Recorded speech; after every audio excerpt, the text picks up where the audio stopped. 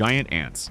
Indiana Jones and the Kingdom of the Crystal Skull has a scene that could easily belong in a horror movie. During a chase through the Amazon jungle, Indiana Jones is with Mutt Williams, Professor Marion Ravenwood, and a few allies while Soviet soldiers try to capture them. In the middle of the chaos, the ground starts to move. Millions of giant ants known as Siafu rise from the earth and drop from the trees like a living wave. They move as one and consume everything in their path. They attack in swarms, crawl up the soldiers' legs, slip inside their clothes, and take down armed men in seconds. Indy and the others only manage to cross the area because the Crystal Skull begins emitting a strange sound that makes the ants scatter, clearing a path as if obeying an invisible command. In the middle of the chaos, Indy faces Colonel Antonin Dovchenko. The two engage in a brutal hand-to-hand fight. Punches, kicks. Indy gains the upper hand and knocks Dovchenko down, leaving him stunned. That's when the scene becomes truly disturbing. He's slowly dragged into the anthill, devoured alive as he disappears beneath that living mass. Interestingly, Siafu ants do exist in Africa and Asia, but in the movie they were digitally enlarged and made far more aggressive. The Pit of Death.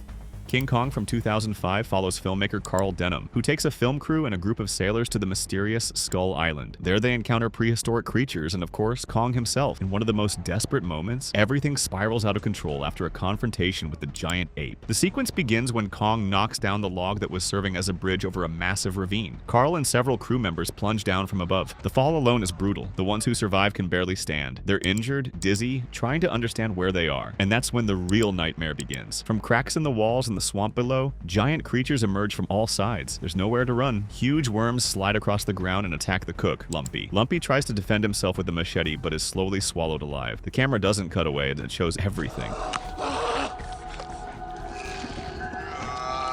Around them, others are attacked by more terrifying creatures. Some are dragged into crevices and vanish into the darkness. Others are devoured where they stand. It's a massacre with no escape. Just when it seems like no one will make it out alive, Captain Inglehorn and Bruce Baxter appear at the top of the cliff, firing guns and throwing down ropes to rescue whoever is left. This sequence is a direct homage to the famous Lost Spider Pit scene from the 1933 King Kong. It's said the original director cut the giant spider moment because test audiences were too terrified. Peter Jackson used old notes and artwork to recreate the idea in the remake. Baby on the Ceiling. Trainspotting from 1996 tells the story of Mark Renton, a young Scot drowning in drug addiction alongside equally self-destructive friends. After a near-fatal overdose, his parents decide to take extreme action. They lock Renton in his old childhood bedroom so he can face withdrawal cold turkey. No hospital, no escape, just him, the bed, and his own demons. Detox turns into a physical and mental nightmare. Sweat, tremors, nausea, paranoia. The room starts to feel smaller, suffocating. In that state, the guilt comes back full force. Early in the film, Dawn, the baby daughter of their friend Allison, died from neglect while the group was too high to notice. The image of that tragedy never left his mind. Then comes the hallucination. Renton looks at the ceiling and sees the baby crawling across it, as if gravity doesn't exist. The scene is silently absurd and completely terrifying. Director Danny Boyle created the moment using practical effects and an animatronic doll for the head rotation,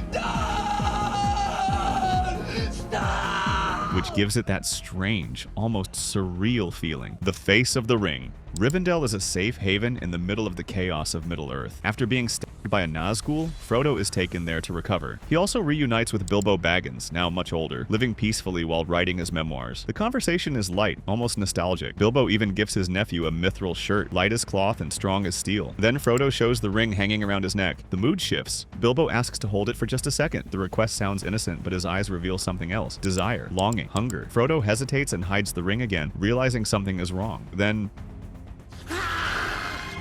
you have to admit that scene is terrifying. His face and personality completely change as he lunges for the precious, but everything returns to normal within seconds. Bilbo is himself again, horrified by his own reaction. He pulls his hand back and apologizes. I'm sorry for everything. The Wheelers. Return to Oz from 1985 starts like an innocent continuation of the 1939 classic, but quickly sinks into a strange and disturbing tone. Dorothy returns to Oz expecting to reunite with her friends, only to find the Emerald City destroyed. The yellow brick road lies in ruins and the former inhabitants have been turned to stone. On the wall, scrawled like a desperate warning, she reads, "Beware of the Wheelers." The silence is broken by a sharp metallic sound, wheels screeching against the pavement. That's when they appear. Come here. The Wheelers are humanoid creatures with wheels instead of hands and feet. They wear colorful outfits and helmets with strange, empty faces, almost like frozen masks. They move balanced on all four wheels like animals, letting out hysterical laughter and barking sounds as they surround Dorothy. The chase is chaotic. Dorothy manages to hide in a secret room, but the leader of the Wheelers sticks his face into the keyhole and threatens to cut her into pieces and throw her into the deadly desert. And when you do, we'll tear you into little pieces and throw you in the deadly desert. For a movie marketed as a children's film, that scene is genuinely terrifying. The Hotel Shootout. No Country for Old Men puts two extremely calculating men face to face. Llewellyn Moss is a Vietnam veteran who finds a briefcase filled with millions of dollars. Anton Chigurh is the relentless hitman sent to recover the money. At the Eagle Hotel, the two finally confront each other. Moss realizes he's being tracked when he finds a transmitter hidden in the briefcase. He immediately understands what that means. He turns off the lights in the room, sits in the darkness, and points his shotgun at the door. Through the gap underneath, he sees the shadow of Chigurh's boots in the hallway. Total silence, broken only by the faint beep of the tracker. Chigurh switches off the hallway light. Now it's complete darkness on both sides. Then he does this. The metal cylinder blasts through the lock and hits Moss in the chest before the first gunshot even fires. Moss fires back through the door but misses. Wounded, he jumps from the second-floor window, crashing into the street below with the briefcase. The chase continues outside. In the middle of the chaos, he kills an innocent driver trying to intercept Moss. In the end, both men walk away injured. All of it built without a single note of music, just footsteps, gunshots, and heavy breathing. The eyeless creature. In Pan's Labyrinth, Ophelia is a lonely girl living in Spain, under the cruel rule of Captain Vidal, her stepfather. While the real world is marked by war and depression, she finds refuge in a fantasy realm guided by a mysterious faun, who tells her she is actually a lost princess. In one of her most dangerous tasks, she receives a piece of magical chalk capable of opening doors anywhere. That's how she enters the lair of the Pale Man. The place is disturbing from the very first second. A massive silent hall with a table full of delicious food. At the far end, sitting motionless, is the Pale Man. A thin creature with sagging skin, seemingly asleep. The fawn was clear, do not eat anything, but Ophelia is hungry, and in the middle of all that luxury, she grabs 2 grapes. That's enough. The creature awakens in a grotesque way. With no eyes in his face, he picks up 2 eyeballs resting on a plate and inserts them into his palms. It's an image that's impossible to forget. Then he attacks. 2 fairies accompanying Ophelia are captured and have their heads bitten off. In a moment that directly echoes the painting, Saturn devouring his son by Goya. Ophelia runs. The monster moves stiffly and slowly but relentlessly. The hall reveals piles of children's shoes and murals showing children being devoured. Guillermo del Toro has explained that the creature symbolizes institutions that consume the future. An interesting detail is that the actor behind the monster is Doug Jones, the same one who plays the fawn himself. At the last second, Ophelia draws a new door on the ceiling and escapes, leaving behind one of the most terrifying sequences ever delivered in a fantasy film. The Secret Circle. Eyes Wide Shut follows Dr. Bill Harford, a wealthy New York physician who spirals into jealousy and obsession after his wife, Alice, confesses that she once fantasized about leaving him for another man. Wounded in his pride, Bill wanders through the city at night and eventually discovers a secret gathering at a mansion called Somerton. Wearing a rented cloak and mask, he manages to enter using the first password, Fidelio. Inside, the atmosphere is ritualistic and disturbing. A large assembly takes place under the command of a master of ceremonies dressed in red, while masked figures watch in absolute silence. Bill tries to blend in but is called to the center. The master demands the second password. Bill says he forgot it. That is enough to condemn him. But may I ask, what is the password for the house? Forget me. The members form a circle around him, all wearing expressionless masks. The master orders him to remove his mask. Bill hesitates. He is then instructed to remove his clothes as well, but he hesitates again. The threats intensify. Before something worse happens, a masked woman, the same one who had tried to warn him earlier, intervenes. She offers herself as a sacrifice, saying she will face the consequences in his place. Bill is released, but given a clear warning, never speak about what he saw. It is the moment when Bill realizes that some doors, once opened, can never be closed again. The T-Rex escape. One of the most terrifying scenes in Jurassic Park takes place during a storm. The automated tour cars stop because of Dennis Nedry's sabotage. Inside, 2 Ford Explorers are Dr. Alan Grant, Ian Malcolm, the lawyer Donald Gennaro, and the children Lex and Tim. The power goes out, the electric fence shuts down, and the silence starts to feel wrong. Seconds later, a bloody leg falls onto the roof of the children's car. Then he appears. The The Tyrannosaurus Rex emerges between flashes of lightning, massive, hungry, unstoppable. Gennaro panics and abandons the children, running toward a nearby restroom. When Lex turns on a flashlight, the beam catches the predator's attention. It approaches, presses against the glass roof, begins crushing the car with the children inside. Grant and Malcolm try to distract it with flares, but that only makes things worse. The T-Rex devours Gennaro and injures Malcolm. In the chaos, the car with Tim plunges into a massive drop and gets stuck in a tree. The fear here is absolute. Defenseless children, helpless adults, and a predator that cannot be stopped. The Man in the Bunker.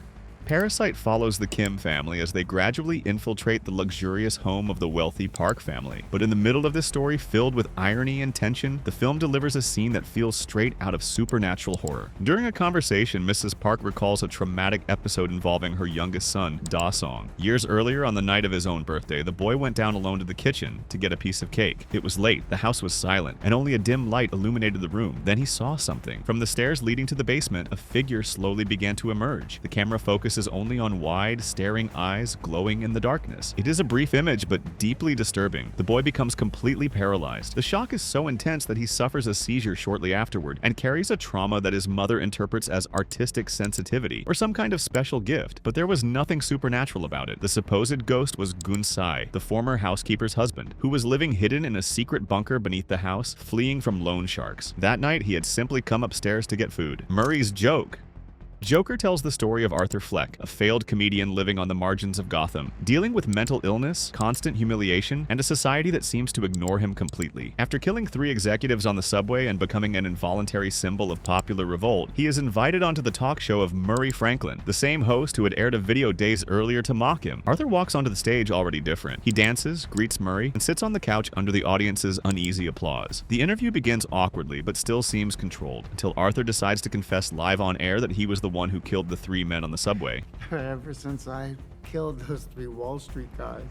Murray asks if that is part of the joke. Arthur replies that it is not a joke and that he has nothing left to lose. He launches into a bitter speech about how society decides who deserves compassion. He says no one would care if he were dying on the sidewalk, but 3 wealthy men become a national tragedy. When Murray tries to end the show, Arthur interrupts him, asking if he wants another joke. He asks what happens when you cross a lonely, mentally ill man with a society that abandons him and treats him like trash. Without waiting for an answer, he fires. Arthur fires again and begins to dance amid the chaos while the cameras keep rolling. He approaches the main lens, laughing. It is the exact moment when Arthur Fleck ceases to exist and the Joker fully reveals himself to the entire world. The face of war. The 1980s Come and See follows Flyora, a Belarusian teenager who dreams of becoming a hero by joining the Soviet resistance during the Nazi invasion. But what he finds is far removed from any idea of glory. Throughout the film, his face literally ages before the camera, and everything culminates in the village massacre sequence. SS soldiers and collaborators surround Pericoti with an almost carnival-like energy. They laugh, drink, pose for photos as if they were at a celebration. Meanwhile, they force the elderly, women, and children to gather in the center of the village. The humiliation is public, cruel, and sadistic. Soon after, they herd everyone into a wooden church. The soldiers offer a false chance of survival to anyone willing to abandon the children. No one accepts. The doors are locked, grenades are thrown, the building is set on fire. Outside, the soldiers celebrate while the screams echo. Flyora watches everything in shock. In the midst of the chaos, he sees a young woman being dragged away. In another absurd moment, a German officer points a pistol at his head just to take a photograph, as if documenting a trophy. Director Elem Klimov uses muffled sound and a constant ringing to simulate Flyora's hearing loss after explosions, placing the viewer inside the trauma. The massacre is based on historical facts. 628 Belarusian villages were exterminated in this way during the Nazi occupation. The production even used real ammunition in some scenes to make everything feel even more real. If you enjoyed the video, leave a like and subscribe to see more content like this. On your screen, there's another great video for you to watch. See you soon.